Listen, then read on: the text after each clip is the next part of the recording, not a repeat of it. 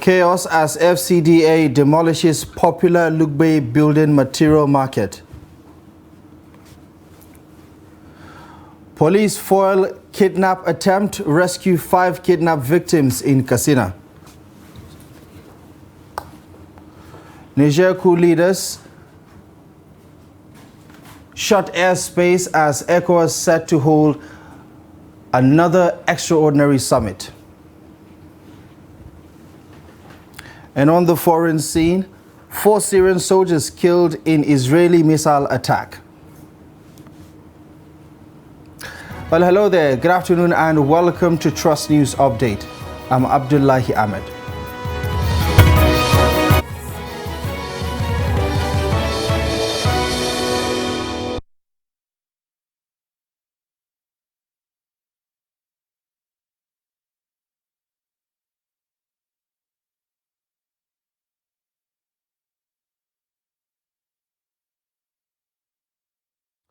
Right, we start in Abuja as pandemonium on Monday engulfed Lugbe and Abuja suburb when officials from the Federal Capital Development Authority stormed the building material market to remove illegal structures in the area.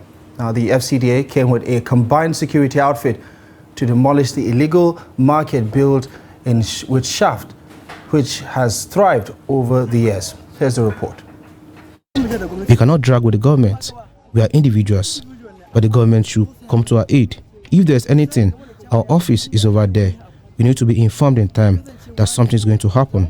We pray that what has happened is for the best. Wood, ties, a lot of things. So they bring it in trailers, in pickups, in diners. So those motor cannot enter that environment. As I'm talking to you, if you go there, you see a kind of water flowing. Even ordinary car cannot enter that. For the past 20 years, we have been here. If the government wants to demolish, at least they should allocate another place for us. We are the ones building Abuja. I'm inviting you to visit this place on Sunday. You will see how busy this place will be. Enter the market, you will see the amount of machine in the market. Because we take supplies to every part of the city, be it stone and everything. If we don't have where to stay, where will the builders get their supplies from? The government should please have mercy on us. We have not been informed of this demolition. We are all Nigerians and this is our country. FCTA's Director, OD Development Control, Mukhtar Galadima, speaks on the exercise. It's an ongoing exercise of the city cleaning as well as removals of illegal structures and shanties. Furthermore, this area that we're operating today is the corridor of the Ring Road 3 that will take you up to Gorimpa to Public Service Institute along Honest. So it's going to link up with Saraji and Apple Mechanic District. And behind you can see a high tension line. TCN has already awarded contract for the energization of this line as well as empowering the corridors. So we have to remove it before they come and do their own operation. Notice for demolition has been given to the market authorities over a period, but was neglected.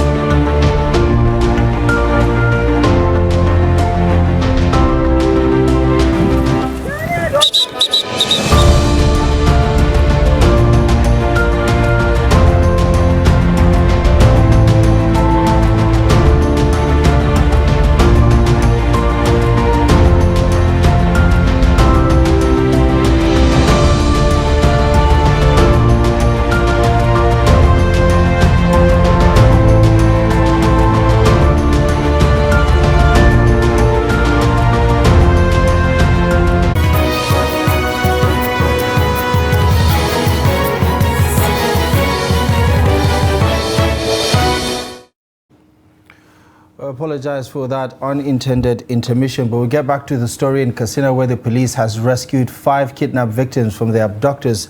The victims, comprising of 3 married women, a child, along with a man, were said to have been abducted by suspected terrorists at Sabongida village in Malumfashi local government area of the state. The police spokesperson ASP Abubakar Sadiq, in a statement released on Monday, says police received information that terrorists armed with dangerous weapons such as AK-47 rifles shot sporadically while attacking the Sabongida village in Malumfashi local government area of the state, kidnapping 5 persons and moved them to another local government. He said upon receiving the report, the DPO in Kankara mobilized his men to the scene, where they engaged the suspected terrorists in a fierce gun battle and successfully rescued all the victims kidnapped by the abductors. Now, he maintained that efforts are on top gear with a view to arresting the fleeing suspect as investigations continue. Now, a first-class traditional ruler in Nasarawa State, the Emir of Gurku, Jibrin Mohammed, and his wife, Saadatu Waziri, have been abducted by kidnappers. The police public relations officer, DSP Rahman Mansell, confirmed the incident to journalists. He disclosed that the Emir was taken away from his palace, which is located a few kilometers from the Mararaba main town of Karu local government area on Sunday night by kidnappers alongside his wife. He added that a combined police team in collaboration with vigilante groups combed the surrounding bushes of the area after receiving distress call, but were unable to trace the abductors. He says the efforts to rescue the Emir and his wife are ongoing as additional police personnel from the police tactical team, the anti-kidnapping unit, and others from the Karu area command have been deployed to the area. Still talking security, a female soldier has killed a senior colleague at a checkpoint in Yola, the Adamawa state capital in northeast Nigeria. The soldier, according to Daily Trust reports, was enforcing the curfew imposed by the state government. The female soldier, identified as Lance Corporal Nkiru, reportedly shot a captain who attempted to intervene in her altercation with civilians at fire service roundabout in the state capital. The female soldier insisted that motorists, including workers on essential duty coming home during the curfew hours, must turn back. The victim was confirmed dead at the Federal Medical Center in Yola, while the suspect was instantly arrested and whisked by other soldiers in the area. Now, the Independent National Electoral Commission, INEC, will deploy 11,355 bimodal voter accreditation system machines for voter accreditation in the November 11 governorship elections in Kogi, Bayelsa, and Imo states. INEC will conduct governorship elections in the 3 states on November 11th, and according to INEC, Bayelsa State has 2,244 polling units, while Kogi has 3,508 polling units, and in Imo, INEC says it has 4,758 polling units. It could be recalled that the presidential and National Assembly elections held on February 25th this year and were marred by BVAS malfunction across many locations.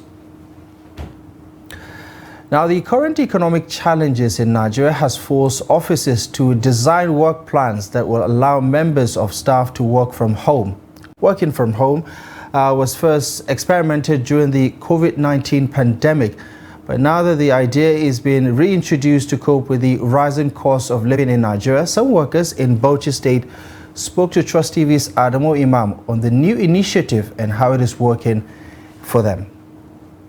Some temporary measures have been introduced by many working institutions across the country as a strategy to reduce the current economic pressure on Nigerian people. One of those strategies is working from home, which reduces costs of transportation and challenges the creativity of workers. However, it does not seem that the strategy is acceptable to all workers.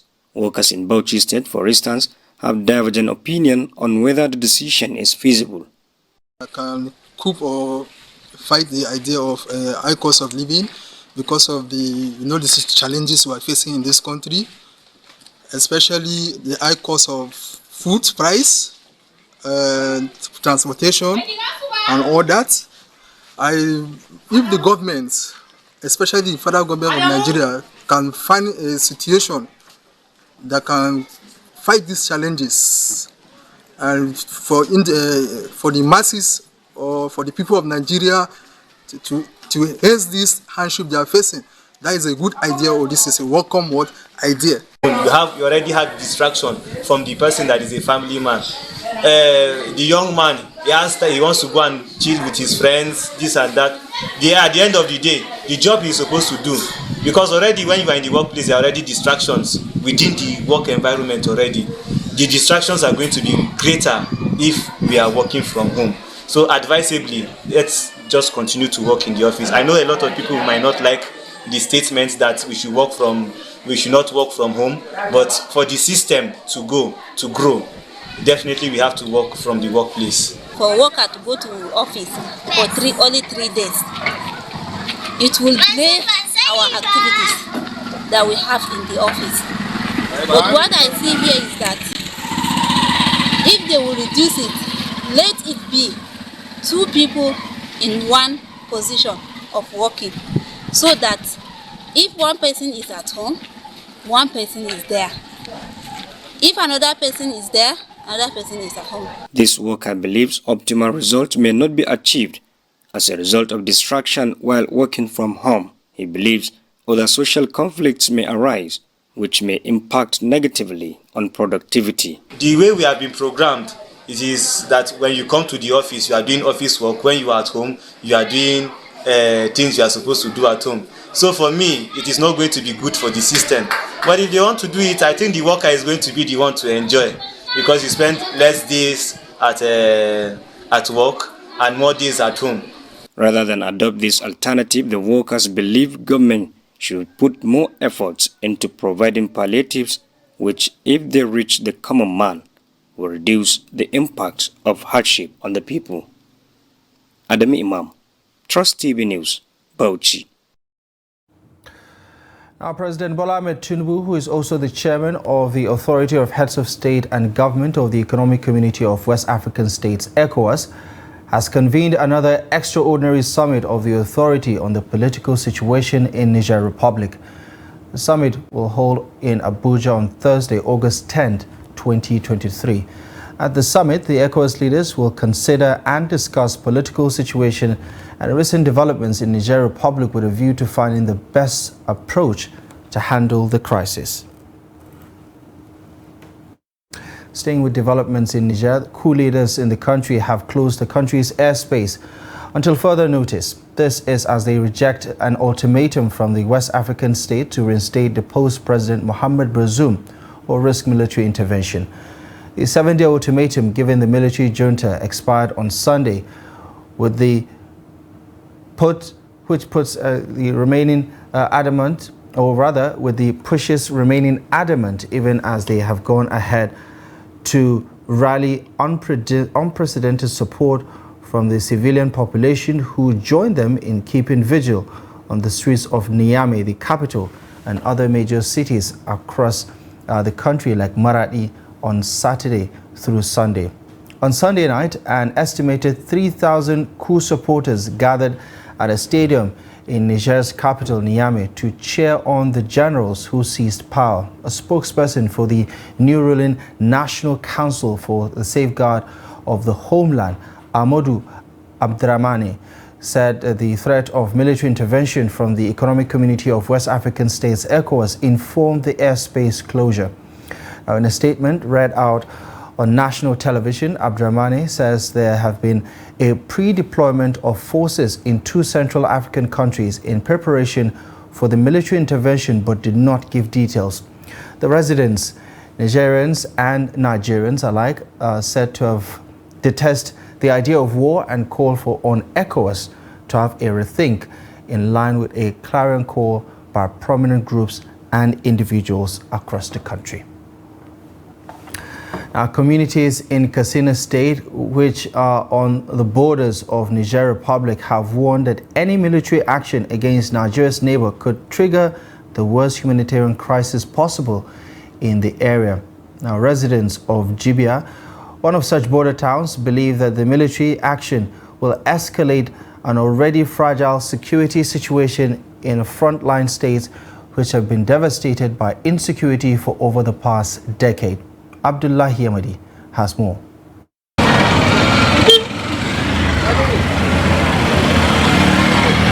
The atmosphere is tense, and there is a feeling of uncertainty among Jibia residents.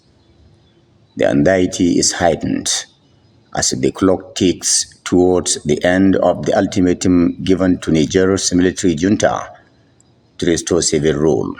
It affects so many things, not only my business, so many businesses. All the businesses, they have already crippled all the businesses. Even the transportation, food, buying and selling of goods and services, all the businesses has already been crippled.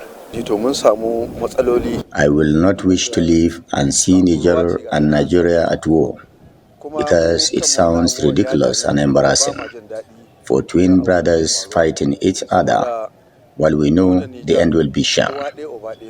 As I speak, the price of every food item, rice, maize, beans, millet and guinea corn is above 50,000 naira per bag.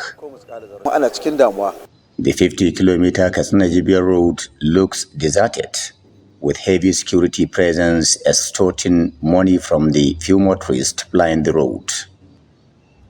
Magamar-Jibia border control post looks like a ghost house, with only few unfriendly security operatives enforcing the presidential directives of ensuring total closure of all land borders with Niger Republic. Residents along the Nigeria-Niger border are feeling the crunch of the impasse. They are warning Nigeria and other ECOWAS countries that any military action against Niger Republic could spell doom. It seems those at the top are not aware of the difficulties we are facing. Look, in Jibia here, you can't go beyond 2 kilometers outside the town without you being kidnapped or killed. And our leaders are drumming for war. It's unfortunate and senseless. The ever-busy Jibia Motor Park is now filled with empty vehicles. There are no passengers, and once again, businesses in the border towns have been disrupted. Back in Katsina, these heavy trucks loaded with assorted food items, animal feeds, and other goods heading to Jibia have been prevented from proceeding for over a week. Truck drivers wonder why customs officials prevented them from reaching their destinations, but the customs officers are just doing their job. It could be recalled that the Controller General of the Nigeria Customs Service was at Magamar-Jibia border control post to enforce the presidential directive of border closure and ensure strict compliance. Abdullahi Ahmadi, Trust Television News, Katsina. Well, you're watching the news update on Trust TV. Coming up ahead, we take a look at modern traditional medicine and its place in the healthcare system. Details coming up ahead after the break.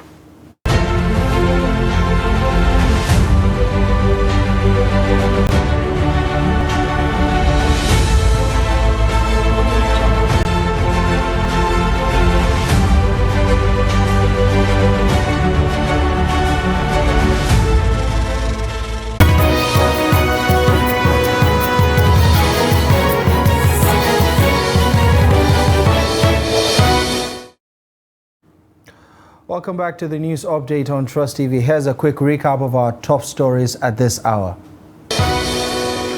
Chaos as FCDA demolishes popular Lugbe building material market. And police foil the kidnap attempt and rescue 5 kidnap victims in Katsina.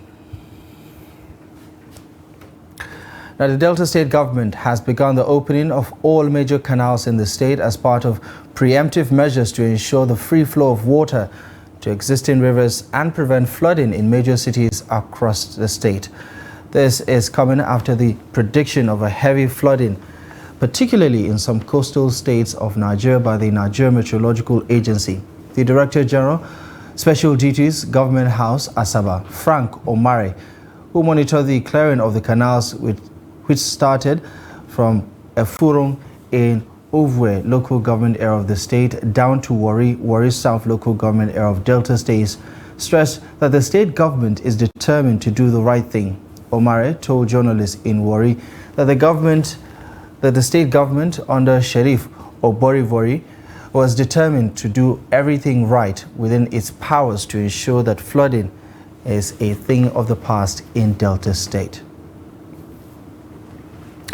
Now, alternative medicine practitioners in Nigeria are asking President Bola Tinubu to sign into law a bill that would allow them to contribute to the development of Nigeria's healthcare system with a view to complementing conventional medicine practices. Now, the more than traditional medical practitioners made the plea while speaking to newsmen in Abuja on the imperative of alternative medicine in building a stronger healthcare delivery system in Nigeria. Trust TV's Shafiu Suleiman reports. Traditional or alternative medicine practice in Nigeria has been in existence before the advent of orthodox medicine. It has been in use for the cure of several ailments, but lack of scientific proof and unregulated practice has been undermining its efficacy and usage amongst the people. It is against this backdrop that the alternative medicine practitioners want President Bola Tinubu to sign the already passed bill by the National Assembly into law to allow them contribute meaningfully to the healthcare delivery. You know, if you carry yourself, go many countries, and we are here, and by God great, if you do this bill in council, many achievements will get in Nigeria. Dr. Bamidele Patoe is the National Secretary of the group. He solicited the support of the federal government in boosting traditional medicine practice across the country. Traditional medicine is the best medicine that is now taking places in all the other countries, especially in India and other advanced countries. So Nigeria too wanted to equal themselves with these nations in producing traditional medicine to face our health problems. Unwholesome practice and unprofessional conduct amongst some traditional medicine practitioners, lack of proper regulation and certification have undermined the application and acceptability of alternative medicine practice in Nigeria. Shafiu Suleiman, Trust TV News, Abuja. And on the international scene, an Israeli missile attack near Syria's capital Damascus has killed at least 4 Syrian soldiers and wounded 4 others. Reports say the attack took place early on Monday. A military source says the Israeli enemy launched an aerial aggression from the direction of the occupied Syrian Golan Heights, targeting some points in the vicinity of the city of Damascus. Syrian air defenses intercepted the Israeli missiles and shot down some of them. According to a report, Israel has for years been carrying out attacks against what it has described as Iran-linked targets in Syria, where Iran's influence has grown since it began supporting President Bashar al-Assad in the civil war that started in 2011. There was no immediate comment from Israel on the attack. And back on the African continent, Senegalese opposition leader who has been on a hunger strike protesting his detention has been admitted to hospital, according to his supporters. Ousmane Sonko, who was hospitalized on Sunday at the main hospital in Senegal's capital, Dakar, according to a statement from his now dissolved party, the Patriots of Senegal. Sonko, aged 49, was arrested on July 28th and has been charged with plotting an insurrection, undermining state security, and a criminal association with a terrorist body. He began his hunger strike 2 days later. Pastef said Sonko has been admitted for emergency care and held the authorities, quote, responsible for his condition, adding that prior to his imprisonment, he was in good health and had no known illnesses. Sarah Cledo, one of Sonko's lawyers, confirmed the hospitalization but did not disclose his condition. there was no immediate comment from the Senegalese government. Sanko placed third in the West Africa country's presidential election back in 2019 and is popular with the country's young population. His arrest and the dissolution of his party ignited deadly protests in Dakar last week as 2 people died during the unrest, while several others were wounded. And in sports, the official draws for the playoff to determine which teams will be relegated from the Nigeria National League holds at the Sani Abacha Stadium in Kano. At the end of the National League season, 4 teams out of the 8 teams participating in the playoffs will make the drop to the lower tier Nationwide League. The opening game on Monday will see Sokoto United face FWC champions of Abuja for the Northern Conference Group, while in the Southern Conference Group, Edel FC of Anambra will lock horns with Hensed FC of Bayelsa. Speaking to newsmen after the draws ceremony in Kano, chairman of the NNL, George Aluo, expressed optimism that the playoffs will meet up with a high standard of football in terms of officiating and organization. We, as a board, want to make the league very, very competitive. The era when clubs that does not deserve victory will win is gone. And we are going to demonstrate that with this playoff. I've told the 8 teams that are here, present your very best. If you deserve to win, you will win. So Nigerians should see a very competitive relegation playoff, and it would dovetail into the new season eventually after this playoff. For us in NNL, being here shows you how important this league is. That we are starting in Kano shows you that we take Kano dearly as the home of football. Well, that's it. You're up to date with the latest news stories at this hour. Feel free to check out our social media handles for more content, and for more news, do feel free to check our website, trusttv.com.